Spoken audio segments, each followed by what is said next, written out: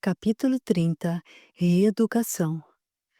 Espíritas, amai-vos, este é o primeiro ensinamento.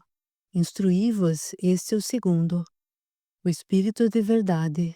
O Evangelho segundo o Espiritismo, Allan Kardec, capítulo 6, item 5. Chegamos à grande cidade pelo meio da tarde. Sob a orientação de Galeno, dirigimos-nos para uma rua tranquila em certo bairro de classe média. Paramos de frente de um sobrado. No alto, uma placa branca com letras azuis onde se lia: Sociedade Espírita Amor e Caridade. Entramos. O ambiente singelo estava impregnado de vibrações cariciosas e harmônicas. Atravessamos o espaçoso salão de palestras, deserto àquela hora do dia da presença de encarnados, mas onde existia um grande movimento entre os companheiros da nossa esfera.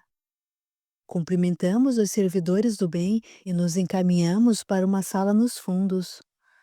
Pendurada na porta, uma tabuleta em madeira natural, esculpida artisticamente, informava: Mocidade Espírita Meimei. Dentro do recinto, congregavam-se umas 2 dezenas de jovens e uniam-se uma vez por semana para estudar metodicamente a doutrina espírita. Ao chegarmos, li uma pergunta da obra fundamental da codificação kardeciana, o Livro dos Espíritos. Acomodamo-nos, agradavelmente surpreendidos, passando a observá-los. Cada um dava sua opinião, enriquecendo de novas ideias o conteúdo estudado e tornando mais abrangentes as explicações constantes da venerável obra de Kardec. Entreolhávamo-nos, satisfeitos por vermos jovens na Terra envolvidos em estudar, com seriedade, assuntos de tanta relevância. Nós, os jovens desencarnados, nos sentíamos em nosso elemento, como se estivéssemos em nossa própria casa, tal o ambiente de fraterno convívio. Experimentei até uma certa inveja, no bom sentido, pela oportunidade que eles estavam tendo e que eu não tivera quando encarnado. Certamente por falta de merecimento. A reunião transcorria em clima de saudável bom humor e descontração. Após o estudo da obra básica, alguém leu uma mensagem de cunho doutrinário e o dirigente fez uma prece, encerrando as atividades do dia, auxiliado pelo mentor espiritual do grupo. Em seguida, houve uma confraternização. Vimos Luciana, a nossa protegida, juntamente com Humberto, receber os cumprimentos dos demais. Era o último dia que os nossos jovens amigos participariam desse grupo como solteiros. O casamento seria realizado no dia seguinte. Então, nesse horário amanhã, os nossos pombinhos já estarão casados? Disse alguém. É verdade, e esperamos todos vocês lá na cerimônia. Não faltem, respondeu Humberto, sorridente. E poderíamos faltar? Estaremos lá para conferir e assegurar que vocês não desistam na última hora, aparteou outro jovem. Não se preocupem, morando na mesma casa, grudarei na noiva desde cedo. Afinal, nunca se sabe, garantiu Murilo, o irmão de Luciana, sob a risada dos amigos. Não tem perigo, por nada no mundo eu deixaria Humberto escapar, exclamou Luciana, abraçando o noivo enquanto o fitava com amor. A jovem noiva fez uma pausa e, contemplando a todos com os olhos úmidos, completou: Nesta oportunidade, gostaria de fazer uma coisa que nunca fiz. Agradecer a vocês que tanto me apoiaram esse tempo todo. Passei por momentos muito difíceis que ninguém ignora, e jamais percebi nos amigos qualquer ideia de julgamento ou de condenação. Ao contrário, sempre me deram a maior força, estendendo as mãos e me ajudando a sair do buraco.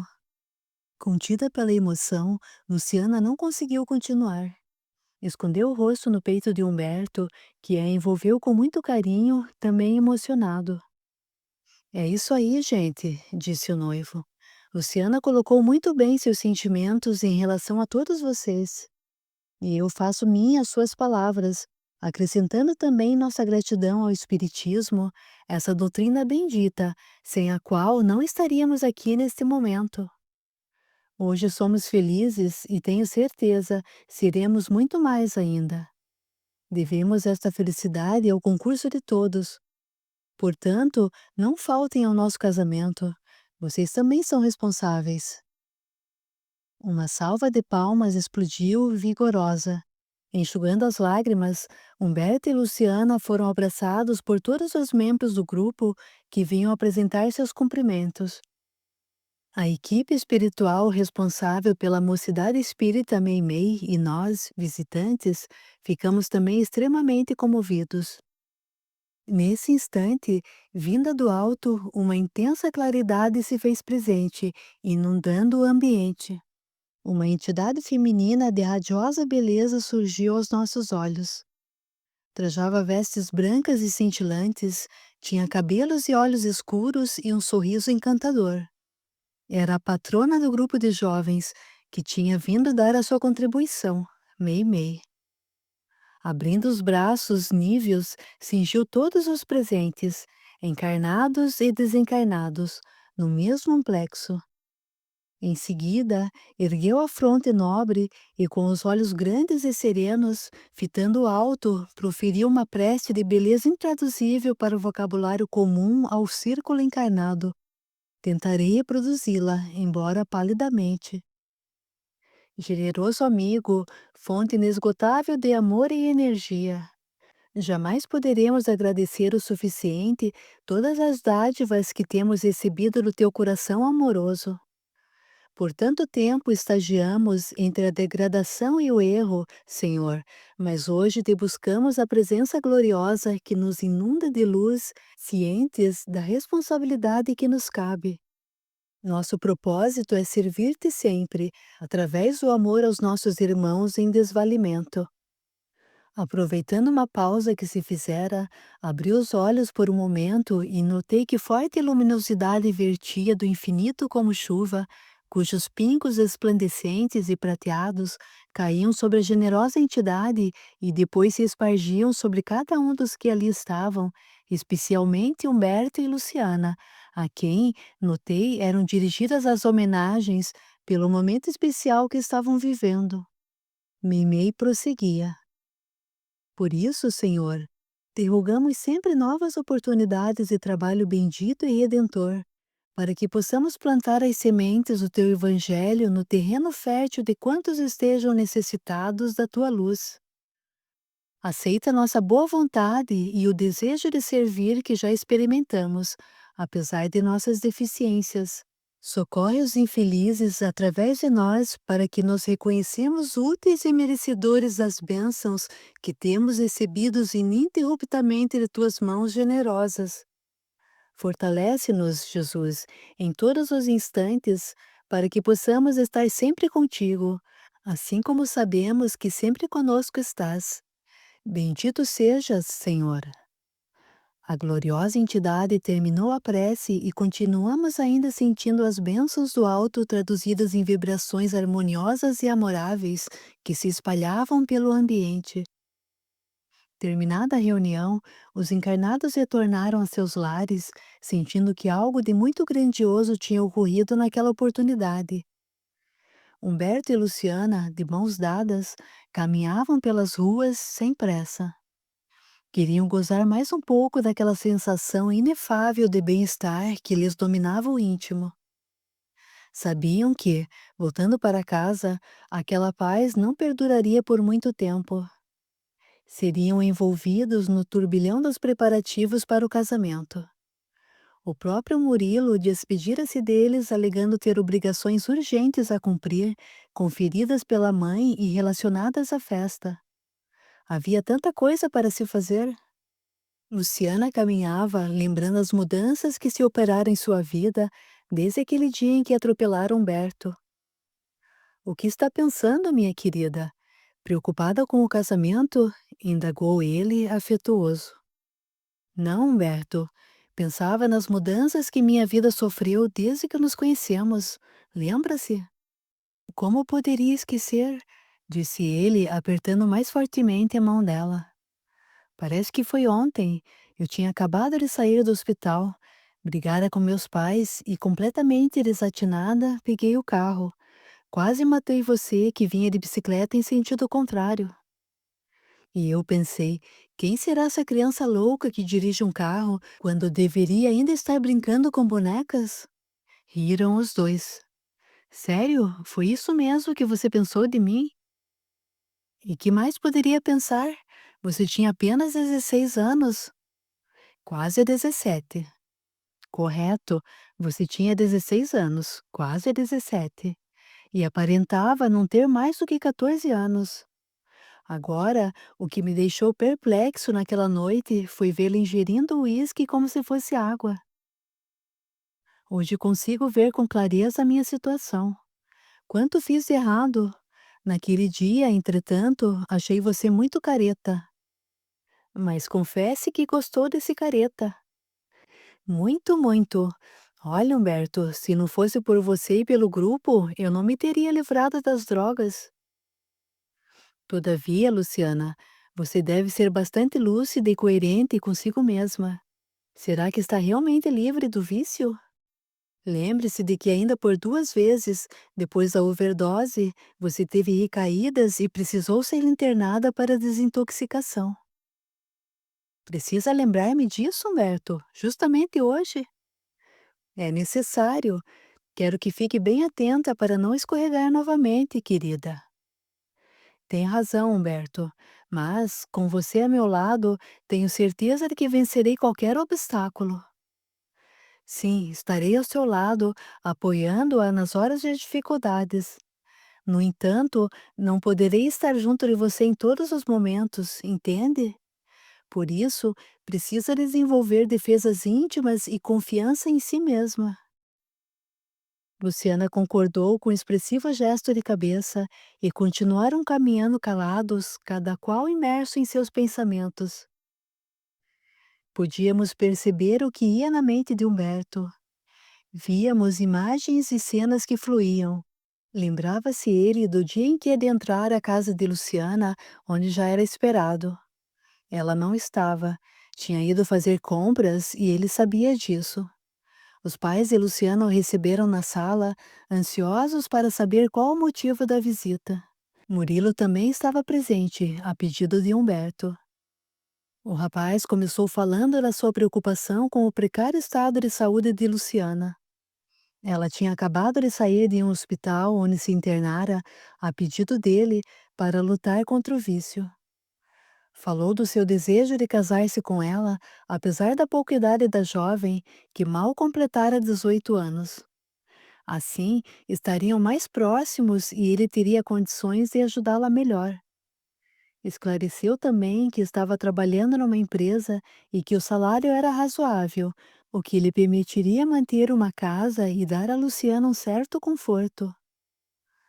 Quando terminou de falar, Dr. Onofre e Dona Beatriz trocaram um olhar de entendimento, permanecendo calados.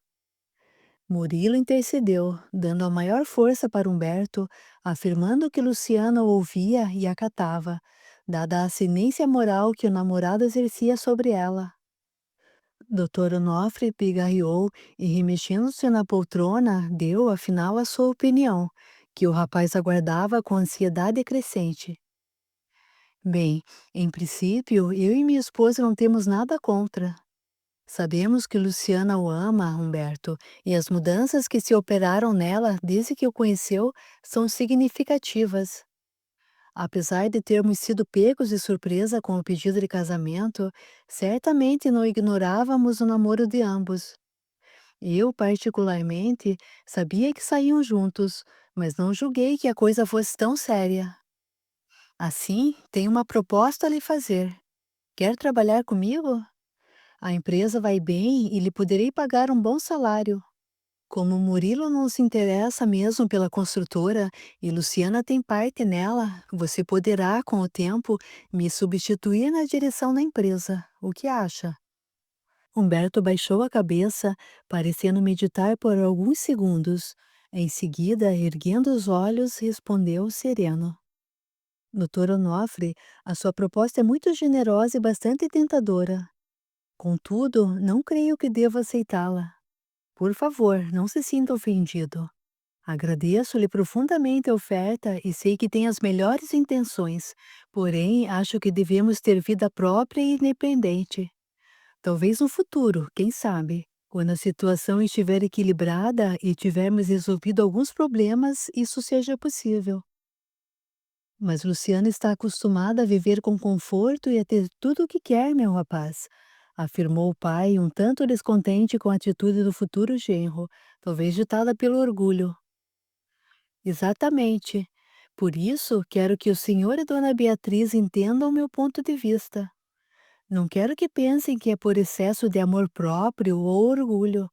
Acredito realmente que uma parte dos problemas de sua filha se deve ao fato de ter tido sempre o que deseja, inclusive o dinheiro para a compra das drogas. Fez uma pausa, avaliando o efeito de suas palavras. Os donos da casa tinham abaixado a cabeça, constrangidos, compreendendo a veracidade das afirmações e sentindo-se responsáveis. Desculpem-me. Acreditem, minha intenção não é criticá-los ou culpá-los. Estou apenas analisando racionalmente a situação. Sei que esse é um ponto doloroso, mas precisamos enfrentá-lo. Continue, incentivou o dono da casa, interessado. Assim, como medida pedagógica, quero que Luciana aprenda a viver com o que lhe posso proporcionar com meu salário, que se ocupe com os afazeres domésticos, trabalhando e sentindo-se útil, que compreenda que nossos recursos serão restritos ao básico, não sobrando para os luxos e supérfluos a que está acostumada. Sei que, nos momentos de crise, ela provavelmente irá procurá-los, pedindo ajuda e dinheiro, que, em hipótese alguma, deverão dar. Só assim Luciana encontrará dentro de si mesma a segurança e a firmeza necessárias para vencer o vício. Fez nova pausa e concluiu. Se concordarem com as minhas condições, estou disposto a casar-me com ela e a fazer tudo para torná-la feliz. Os pais estavam boquiabertos. Diante de tanta clareza de objetivos e de tanta convicção, não puderam deixar de concordar, satisfeitos e esperançosos. E até um tanto aliviados, pois a filha, que sempre foi um problema para eles, passaria a ser de responsabilidade do marido.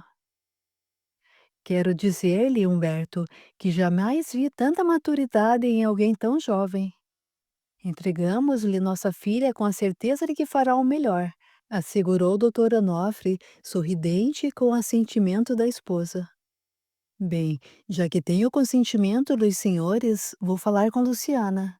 Afinal, ainda não sabe dos meus planos.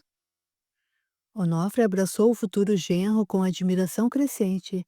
Era muito raro um rapaz pedir primeiro a autorização dos pais. Depois, tudo fora muito rápido. Luciana aceitou seu pedido de casamento e agora estavam na véspera do grande dia.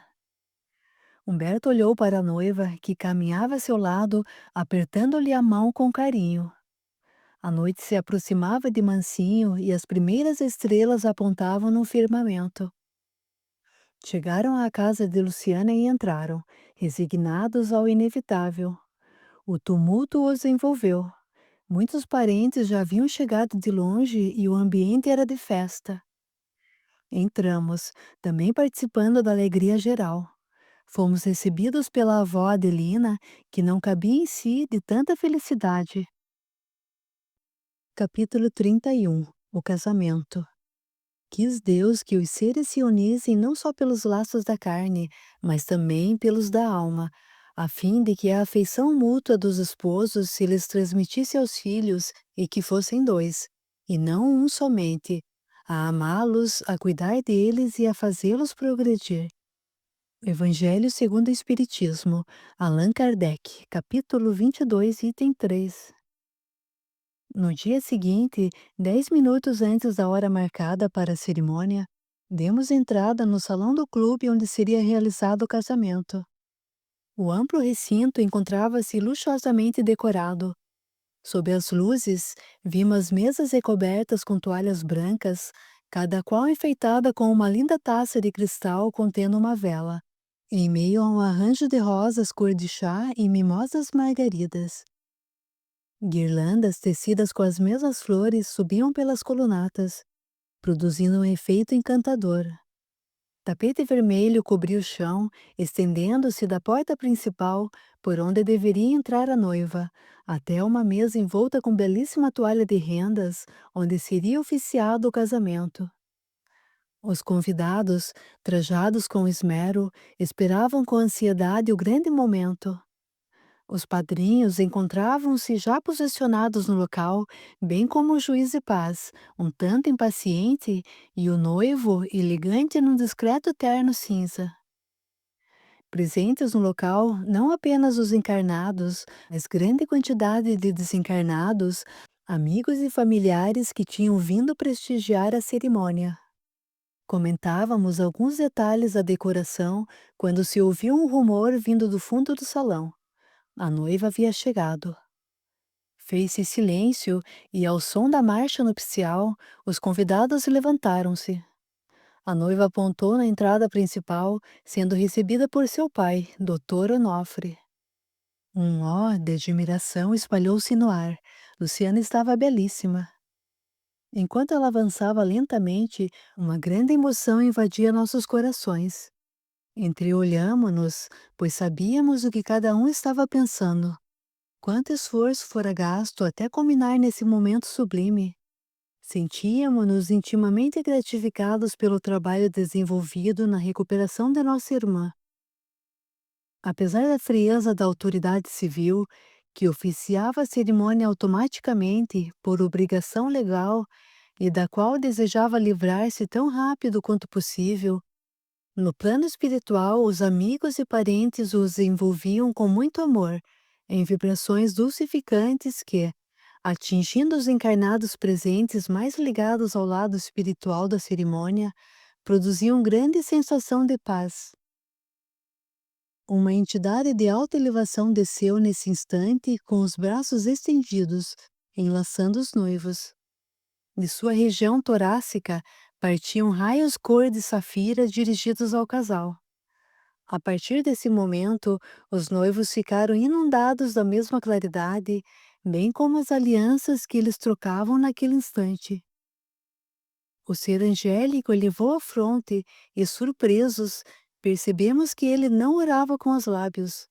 Seus pensamentos se exteriorizavam de forma sublime em direção às altas esferas, como ser mergulhados em melodias divinas de sonoridades intraduzíveis ao ouvido comum. Buscamos Galeno com o olhar, num mudo pedido de explicação.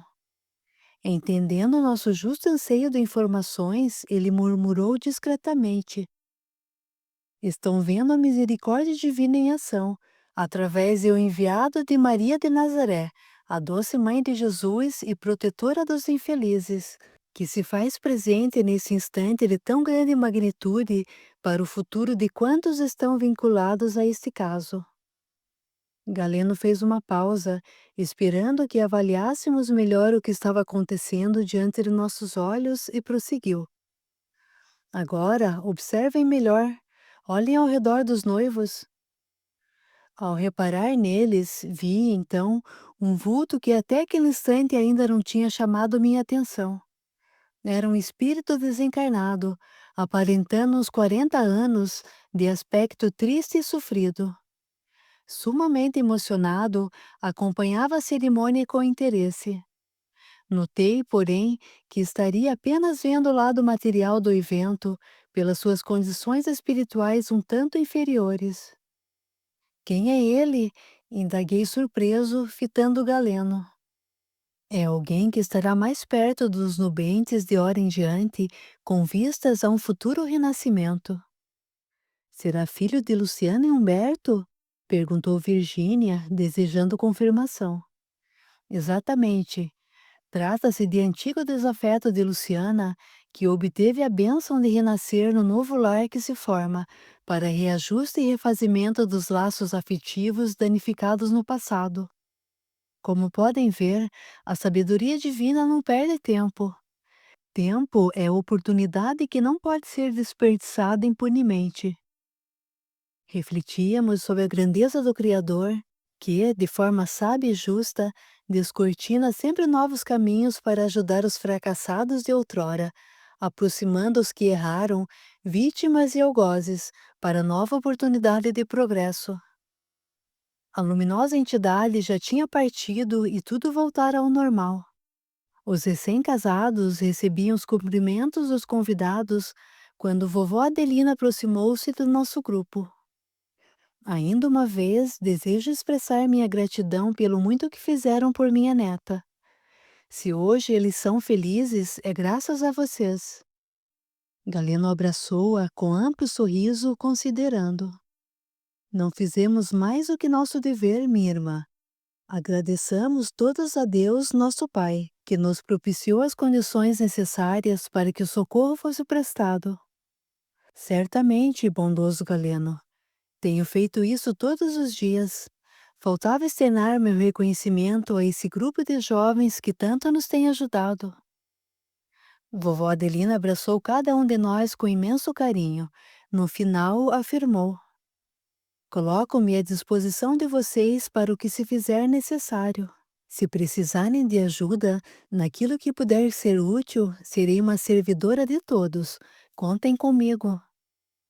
Agradecemos a generosa oferta. Nada mais tínhamos a fazer ali. Agora a festa estava começando. Garçons deslizavam por entre as mesas levando bebidas e salgadinhos. O ambiente tornara-se descontraído e alegre. Era hora de partir. Nesse momento, um servidor do nosso plano entrou no salão.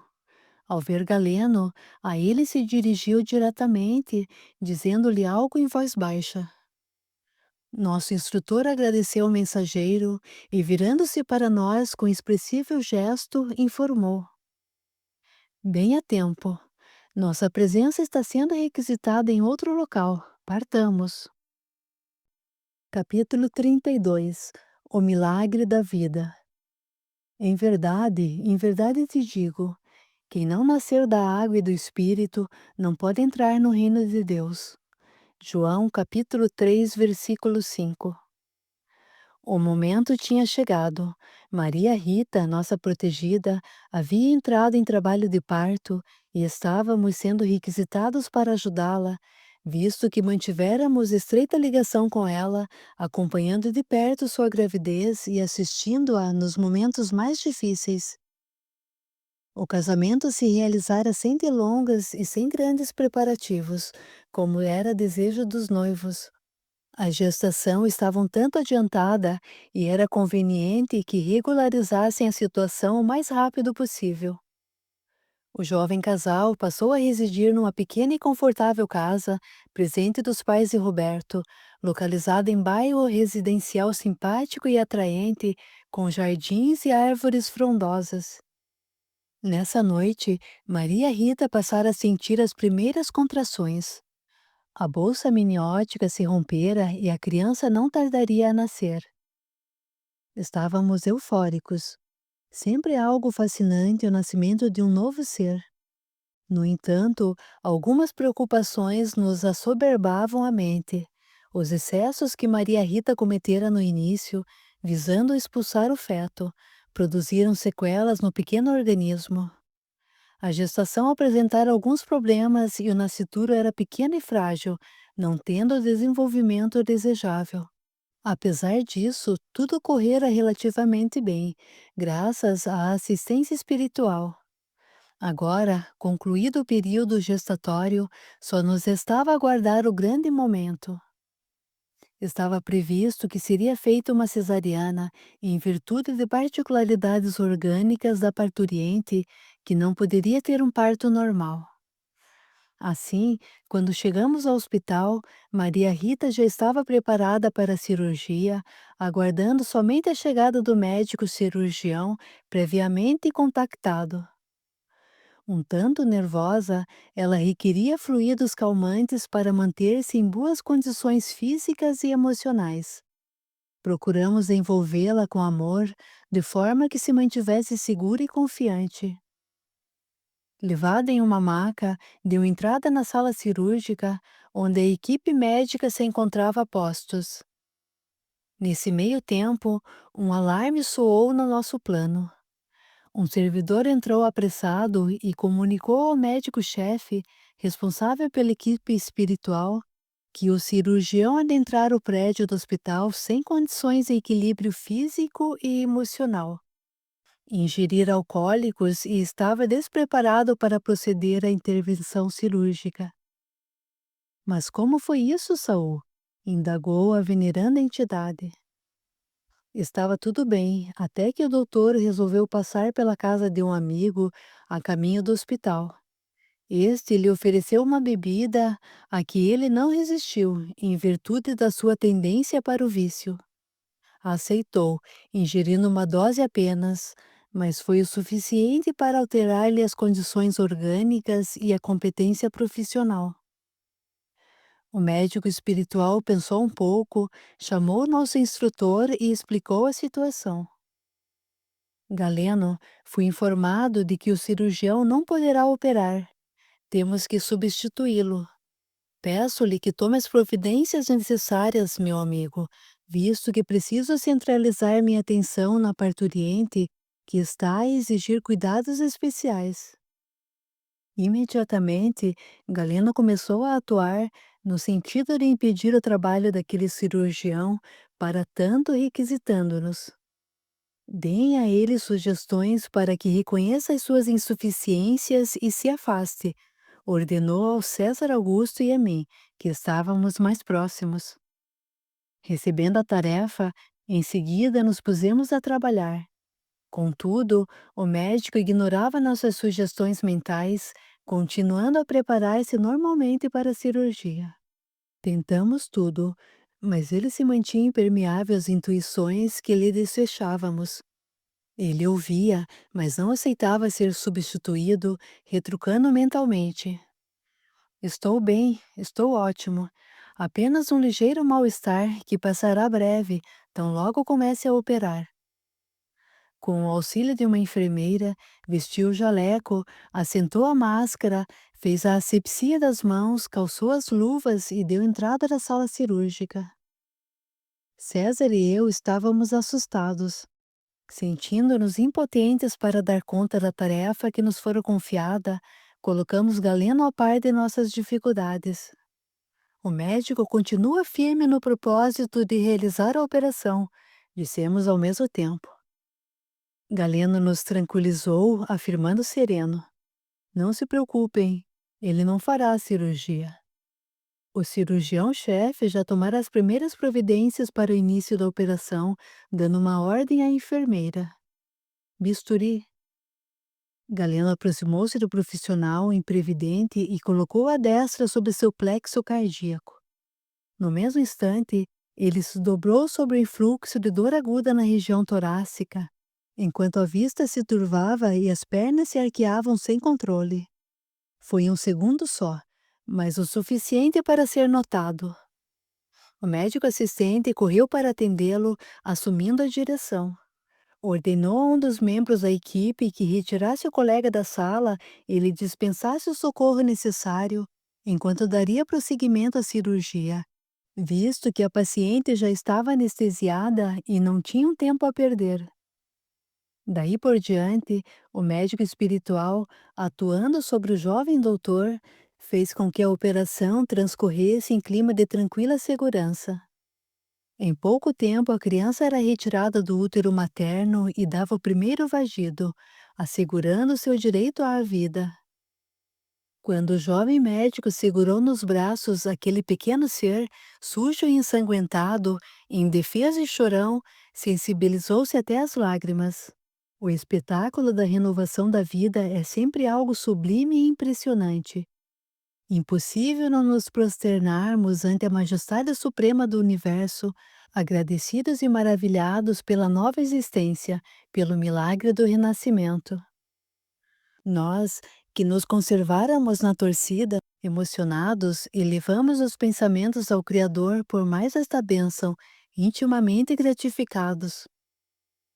Maria Rita passava bem, e algumas horas depois, já desperta, recebia nos braços pela primeira vez o recém-nascido, em meio aos familiares que queriam conhecê-lo.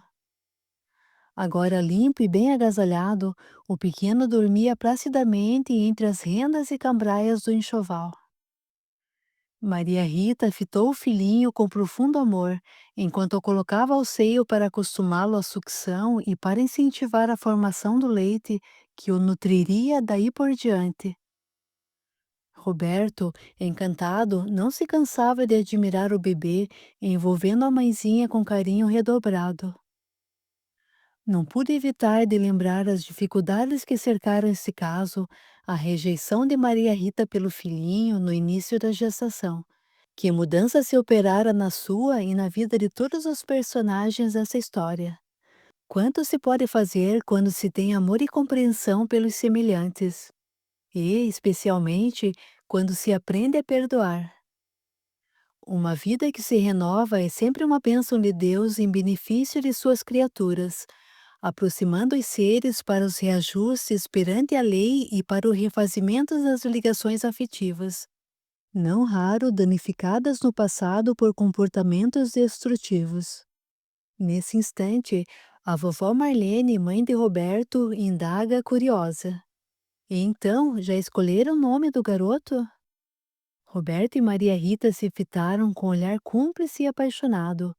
Em seguida, sorrindo, a mãezinha afirmou: Nosso filho se chamará Osório, como o avô. O pai de Roberto, pego de surpresa, não conseguia controlar a emoção. O peito parecia querer explodir de alegria.